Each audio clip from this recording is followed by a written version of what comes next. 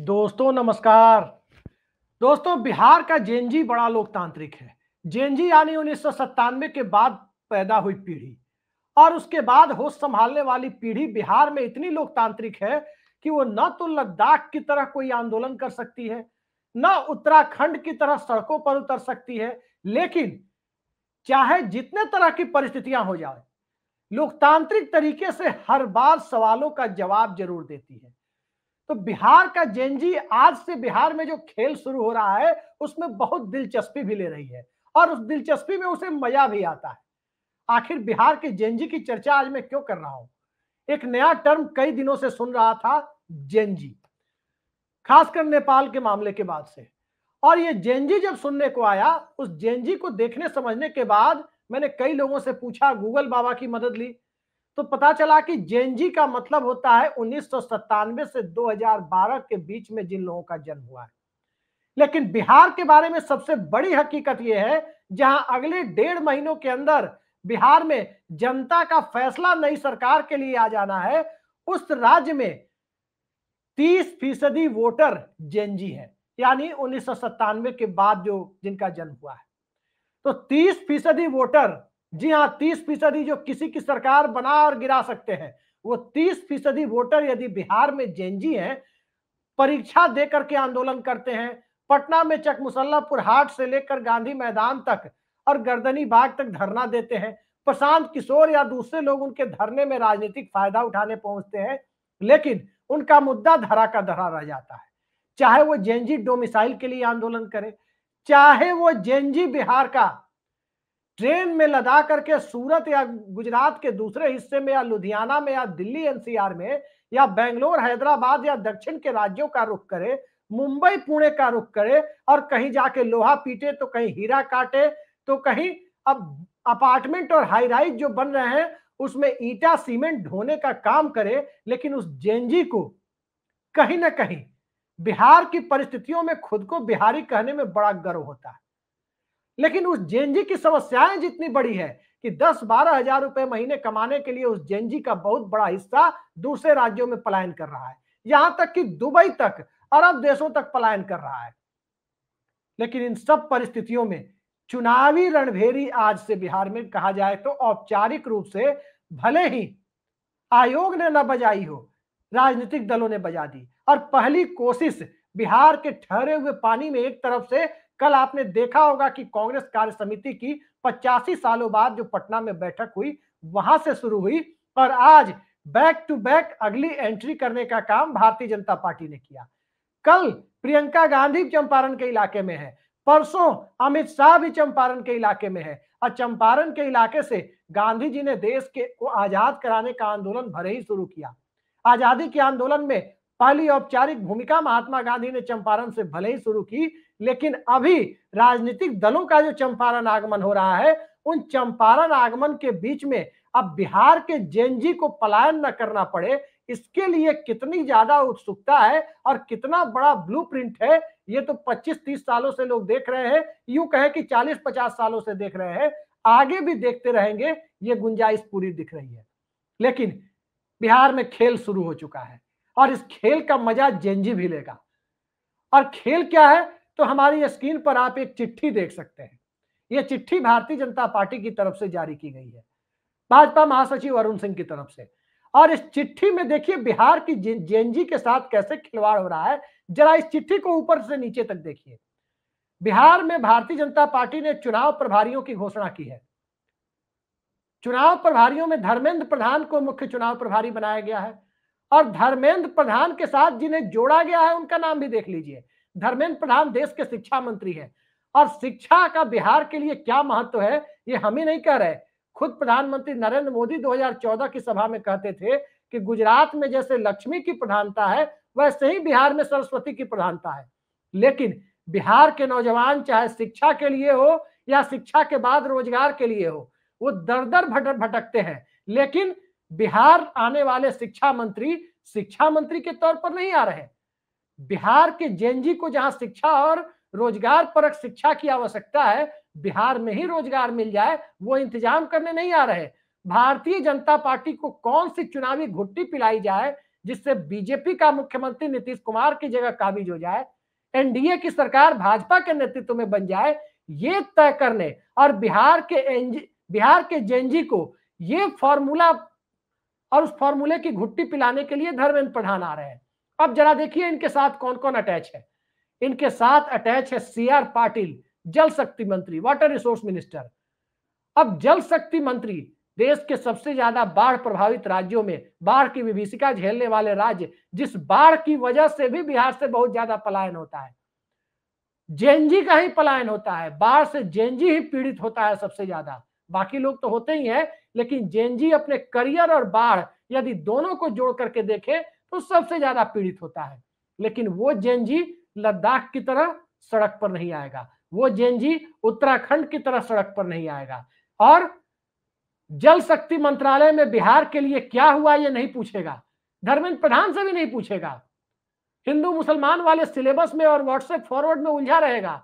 भले ही जाकर कहीं सूरत में, पुणे में या फिर मुंबई में या बेंगलोर में कहीं लोहा पीटेगा, हीरा काटने और तराशने का काम करेगा, 10-12 हजार रुपए की सैलरी के लिए जाएगा, लेकिन न तो धर्मेंद्र प्रधान से सवाल पूछेगा और न ही बाढ़ की रोकथाम के लिए जल शक्ति मंत्रालय ने क्या किया, न ही वो सवाल सीआर पाटिल से पूछेगा।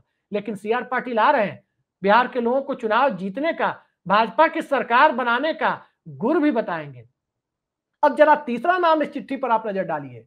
ये तीसरा नाम है उत्तर प्रदेश के डिप्टी सीएम। जी हां, हार कर जीतने वाले बाजीगर, चुनाव हार कर डिप्टी सीएम बनने वाले बाजीगर केशव प्रसाद मौर्य, इन्हें भेजा जा रहा है। ये अपनी जाति, अपनी बिरादरी के जेएनजी को समझाएंगे। अकेले सम्राट चौधरी और उपेंद्र कुशवाहा काफी नहीं पढ़ रहे थे तो केशव प्रसाद मौर्य को भेजा गया, ताकि मौर्य कुशवाहा समाज को यह बताया जा सके, उनके जेएनजी को बताया जा सके कि आपका भविष्य कहीं ना कहीं एनडीए और भारतीय जनता पार्टी के अंदर ही सुरक्षित है। तो ये तीन महानुभाव भारतीय जनता पार्टी ने आज बिहार की धरती के लिए लॉन्च कर दिए। चुनाव तक ये बिहार में रहेंगे और बिहार के जेएनजी को तरह तरह का फॉर्मूला देते रहेंगे कि घर में बैठ के 5 किलो राशन लो, मोदी जी का भाषण सुनो और फिर चुनावी हिंदुत्व वाला व्हाट्सएप फॉरवर्ड खेलते रहो। इसके लिए ये तीन नए लोग भेजे गए हैं। अब अकेले बिहार प्रभारी विनोद तावड़े क्या काफी नहीं पढ़ रहे थे? जरा जेएनजी से आगे निकलते हैं और बिहार में कौन सा खेल चल रहा है, जरा उन परिस्थितियों को देखते हैं। कांग्रेस पार्टी ने एक तरफ से साफ कर दिया कि बिहार में अब वो ड्राइवर सीट पर है। तेजस्वी यादव और राष्ट्रीय जनता दल की पार्टी सबसे बड़ी पार्टी जरूर है, लालू यादव की विरासत के नेतृत्व में ही चुनाव होगा। यदि महागठबंधन जीती तो भले ही घोषित नहीं हुआ हो, मुख्यमंत्री वही बनेंगे, कहीं कोई शको शुबा नहीं है। और वैसे भी 55% के करीब सीटें जब राष्ट्रीय जनता दल लड़ रही है तो 45% में जो 5-6 पार्टियां चुनाव लड़ेंगी वो मुख्यमंत्री बनाने की कैसे सोचेंगी? सोचना भी नहीं चाहिए। और एनडीए के अंदर भले ही ये मुद्दा हो, क्योंकि वहां दो पार्टियां लगभग बराबर की सीटें लड़ रही है, भाजपा और जेडीयू, वहां भले ही मुद्दा हो कि चुनाव के पहले, चुनाव के बाद का सीएम कैंडिडेट डिक्लेयर किया जाए। महागठबंधन में यह मुद्दा ही नहीं है, क्योंकि आधे से ज्यादा सीटों पर राष्ट्रीय जनता दल लड़ रही है। और यदि सरकार बनी तो चाहे घोषित हो या न हो, स्वाभाविक तौर पर तेजस्वी यादव मुख्यमंत्री बनेंगे। अब तेजस्वी यादव ने बिहार के जेएनजी को 2020 में कैसे प्रभावित किया था, जरा ये भी देखते हैं। और 25 में भी कैसे प्रभावित करने की कोशिश कर रहे हैं, इसकी भी चर्चा कर लेते हैं। 2020 में यह बात बिल्कुल सही है कि चिराग मॉडल का सीधा फायदा तेजस्वी यादव को मिला था, महागठबंधन को ही मिला था। सत्ता के बेहद करीब वो पहुंच गई थी। 122 के बहुमत के आंकड़े से महज दर्जन भर सीटें वो पीछे रह गई थी। ओवैसी फैक्टर भी जिम्मेदार था, लेकिन ओवैसी फैक्टर ने जहां कुछ सीटों का नुकसान किया था, वहीं चिराग मॉडल ने बहुत ज्यादा सीटों का फायदा दिया था। लेकिन चुनाव सिर्फ इतने भर से तेजस्वी यादव ने क्लोज नहीं बनाया था। चुनाव में उस वक्त बिहार के जेएनजी के बीच पढ़ाई, कमाई, दवाई, ये तीन मुद्दे बड़े मुद्दे थे, बड़े मुद्दे थे ये तीन मुद्दे। और इन तीन मुद्दों की बात यदि करें तो इन तीन मुद्दों के सहारे तेजस्वी यादव ने जो चुनाव बदलने की लगभग कामयाब कोशिश कर ली थी, उस कामयाब कोशिशों की गुंजाइश अभी भी बची हुई है। ये अलग बात है कि प्रशांत किशोर अपने लिए राजनीतिक भविष्य तलाश रहे हैं, पैदल चला उन्होंने, और एक बात पूरी ईमानदारी के साथ स्वीकार करनी चाहिए कि भले ही प्रशांत किशोर की पार्टी को सीटें कितने मिलती है, वोट प्रतिशत कितने मिलते हैं, वो अलग मुद्दा हो, लेकिन जितनी मेहनत बिहार की जमीन पर प्रशांत किशोर ने 2-3 सालों में की है, उतनी मेहनत यदि तेजस्वी यादव ने की होती तो तेजस्वी यादव बिहार में अकेले सरकार बनाने की स्थिति में होते। अकेले तेजस्वी यादव 122 के आंकड़े पर पहुंचने की स्थिति में होते यदि वाकई उतनी मेहनत, उतनी स्ट्रक्चर्ड तरीके से, प्लान्ड तरीके से यदि तेजस्वी यादव ने की होती। याद कीजिए जगनमोहन रेड्डी को कि उन्होंने कैसी मेहनत की थी।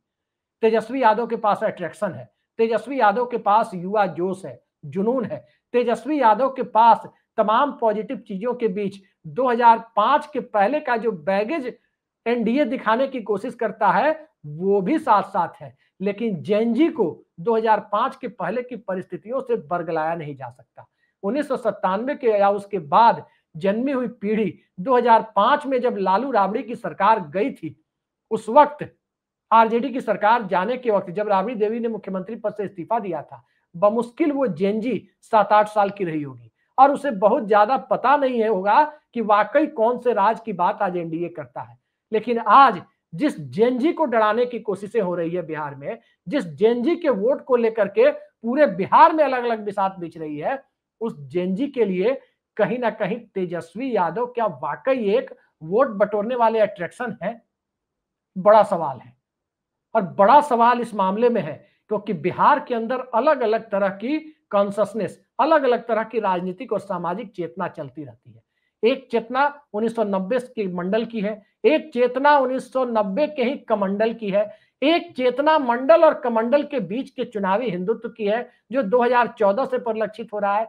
एक चेतना कहीं ना कहीं एज ग्रुप के आधार पर खड़ी है क्योंकि बुजुर्ग को हिंदुत्व बचाना है, नए जनरेशन को रोजगार बचाना है, किसी को अग्निवीर चाहिए। और उस बिहार में जहां रेलवे एनटीपीसी के लिए इतना बड़ा आंदोलन हो जाता है कि 3-4 साल तक एग्जाम लेने के बाद, फॉर्म भराने के बाद एग्जाम तक नहीं लिया जाता, बहाली तक नहीं होती, उस बिहार के अंदर अगर जेएनजी आज की तारीख में तेजस्वी यादव से भी प्रभावित नहीं होता है, नीतीश कुमार को ही बनाए रखने में रुचि लेता है, तो कहीं ना कहीं सिर्फ जेएनजी के योगदान की ही, जेएनजी को ही इसके लिए दोष नहीं दिया जा सकता। महागठबंधन की अपनी भूमिका भी बड़ी है। राहुल गांधी एक पूरा ब्लूप्रिंट लेकर के आए हैं, लेकिन क्या यह सत्य नहीं है कि जो कोशिशें पिछले 7-8 महीने से कांग्रेस को मजबूत करने की बिहार में हो रही है, क्या वो कोशिशें 2020 के चुनाव के सबक को लेकर हुई थी? स्वाभाविक है कि नहीं हुई थी। तो लगभग 4.25-4.5 साल तक कांग्रेस सोई रही, उसके बाद कांग्रेस पार्टी देर से ही सही लेकिन जग तो रही है, लेकिन क्या ये पर्याप्त है? क्योंकि उस इकोसिस्टम से निकालने के लिए समय कम पड़ रहा है। कांग्रेस के प्रभारी कृष्णा अल्लावरू और कांग्रेस के प्रदेश अध्यक्ष राजेश राम राहुल गांधी के एजेंडे को और कांग्रेस के एजेंडे को जमीन पर उतारने की कोशिशें कर रहे हैं, लेकिन सवाल यह है कि क्या राष्ट्रीय जनता दल कांग्रेस को खड़े होने देने के लिए पूरा स्पेस दे रहा है? कांग्रेस पार्टी की स्थिति अभी बिहार में क्या है? कांग्रेस पार्टी की स्थिति अभी यही है कि पिछली बार की 70 सीटें उसे भले ही मिले या ना मिले, 2-4-10 सीटें भले ही कम मिले क्योंकि अलायंस पार्टनर बढ़े हुए हैं, लेकिन क्वालिटी सीटें चाहिए। क्या क्वालिटी सीटें कांग्रेस को मिलेंगी? और यदि क्वालिटी सीटें मिल गई तो क्या क्वालिटी सीटें स्थानीय समीकरण को प्रभावित करने वाली और उनसे भी बढ़कर जेएनजी को प्रभावित करने वाले कैंडिडेट क्या कांग्रेस पार्टी दे पाएगी? ये सवाल अब भी बना हुआ है और ये सवाल तब भी बना हुआ है कि क्या बिहार लाभार्थी चेतना के दायरे से जैसे मध्य प्रदेश और महाराष्ट्र नहीं निकल पाया, क्या बिहार उससे निकल जाएगा? निकलने की गुंजाइश पूरी है, क्योंकि मत भूलिए कि बिहार कभी किसी लाभार्थी चेतना के आधार पर अपनी वोटिंग प्राथमिकताओं को कभी तय नहीं करता। बिहार अपनी वोटिंग प्राथमिकताओं को हमेशा उस तरह से तय करता है जहां परिस्थितियां उसके अनुकूल दिखाई देती है। हाँ, ये जरूर है कि परिस्थितियों की अनुकूलता को देखते वक्त बिहार में बिहारियों का जो आर्थिक पहलू है, वो आर्थिक पहलू से ज्यादा सामाजिक पहलू बड़ी भूमिका निभाता रहा है। मसलन सामाजिक सुरक्षा, कोई लाठी न चलाए गांव में किसी कमजोर के ऊपर, तो लाठी न चलाए उसके लिए कौन सी सरकार जरूरी है? लेकिन उसके साथ साथ बात यदि आर्थिक सुरक्षा की भी जुड़ती है तो आर्थिक सुरक्षा का तो सीधा सीधा पहलू कहां से जुड़ता है? आर्थिक सुरक्षा का पहलू जुड़ता है कि पलायन कैसे रुके, ताकि जो 10-12 हजार कमाने के लिए बिहार का 90% नौजवान बाहर जा रहा है, यदि वो 10-12 हजार का इंतजाम बिहार के अंदर हो जाए, उस जेनजी के लिए हो जाए, तो कहीं ना कहीं आर्थिक सुरक्षा उसकी बढ़ेगी, बचत का दायरा बढ़ेगा। मोदी जी कह रहे हैं बचत उत्सव मनाने की बात, लेकिन मोदी जी ये नहीं बता रहे कि तकरीबन 125 लाख करोड़ रुपए जो पिछले 9 सालों में जीएसटी के नाम पर वसूले गए, क्या वो जनता को वापस कर दिए जाएंगे? जीएसटी लाने का काम मोदी जी ने ही किया था, नरेंद्र मोदी की कैबिनेट ने किया था। और जब जीएसटी लाने के बाद जीएसटी को घटाने के नाम पर बचत उत्सव मनाया जा रहा है, इसका सीधा मतलब यह होता है कि जीएसटी के नाम पर आम जनता का खून चूसने की तरह पैसे वसूले गए थे। और जब पैसे वसूले गए थे तो उस पैसे की वापसी क्यों नहीं की जा रही है? 15-15 लाख रुपए देने की बात तो कही गई थी। जेनजी भी बहुत खुश था, तब जेनजी टर्म नहीं आया था, लेकिन उस वक्त अच्छे दिन आने वाले हैं और 15 लाख रुपए खाते में आ जाएंगे, इसको लेकर जेनजी के अंदर उत्साह था। 2014 में वो बदलाव चाहता था, वो 15 लाख रुपए देख रहा था, वो अच्छे दिनों की आस देख रहा था, लेकिन अब वो पुराने दिनों की आस देख रहा है। और पुराने दिनों की आस यदि जेनजी देख रहा है तो उस जेनजी के लिए कांग्रेस पार्टी या राष्ट्रीय जनता दल के बीच, जहां अब तक सीटों का बंटवारा नहीं हुआ है, आगे किस प्रकार से बंटवारा होगा यह कहना बड़ा मुश्किल है। काफी हद तक परिस्थितियां साफ है कि एनडीए गठबंधन की तरह महागठबंधन या इंडिया गठबंधन भी एक साथ चुनाव लड़ेगा। लेकिन क्या जो दोनों गठबंधनों के छोटे दल हैं, क्या इस गठबंधन के फॉर्मूले से वो संतुष्ट होंगे? तेजस्वी यादव की चिंता जायज है, कांग्रेस की चिंता भी जायज है कि कांग्रेस के कैंडिडेट, राजद के कैंडिडेट या फिर लेफ्ट पार्टियों के कैंडिडेट जितने भी जीतेंगे उनके टूटने की संभावना ना के बराबर है। लेकिन जो छोटी पार्टियां हैं, मसलन पशुपति कुमार पारस की पार्टी, मसलन मुकेश सहनी की पार्टी, उनकी पार्टी में टिकट देने का और टिकट लेने का क्राइटेरिया क्या है? हमारे दर्शक जानते हैं, कमेंट बॉक्स में बता देंगे कि क्राइटेरिया क्या है। और जो उस क्राइटेरिया से टिकट लेकर के आता है वो क्या टिका रहेगा? पिछली बार मुकेश सहनी के 4 एमएलए जीते थे, एक का देहांत हो गया, 3 बच गए, और वो तीनों बचे वो मुकेश सहनी की पार्टी में नहीं बचे, वो भारतीय जनता पार्टी की वॉशिंग मशीन में नहाने चले गए, धुलने चले गए उसमें।